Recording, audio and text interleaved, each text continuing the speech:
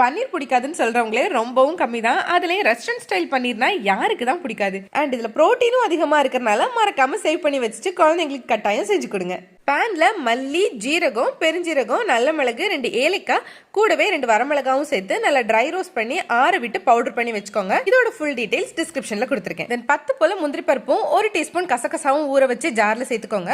கூடவே ஒரு பச்சை மிளகா, 1 டேபிள் ஸ்பூன் தயிரும் சேர்த்து இந்த மாதிரி பேஸ்ட் அரைச்சுக்கோங்க. பேன்ல பட்டர் ஆட் பண்ணி 1 பீஸ் பட்டையும் பிரியாணி இலையும் சேர்த்துக்கோங்க. கூடவே நீளமா கட் பண்ண இஞ்சியும் பூண்டும் சேர்த்து கொஞ்சம் ப்ரௌன் ஆகிற வரைக்கும் ஃப்ரை பண்ணிக்கோங்க. இதோட நம்ம அரைச்சு வச்சிருந்த முந்திரி பருப்பு பேஸ்ட் சேர்த்துட்டு 1 ஸ்பூன் அளவு நம்ம பவுடர் பண்ணி வச்சிருந்த மசாலா, கூடவே உப்பு, நல்ல மிளகு தூளும் சேர்த்து நல்லா கெட்டி ஆகிற வரைக்கும் குக் பண்ணிக்கோங்க. இந்த மாதிரி கெட்டியானதும் இல்ல அரை கப் அளவு தண்ணி சேர்த்துக்கோங்க.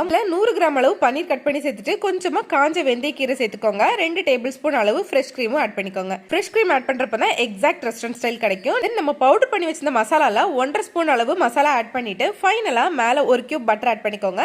லிட் போட்டு கரெக்டா 1ல இருந்து 2 நிமிஷம் மட்டும் குக் பண்ணி ஓபன் பண்ணிட்டு ஃபைனலா கொஞ்சம் மல்லியிலை தூவி இறக்கிட்டீங்கன்னா சாம்பார் ரெடி.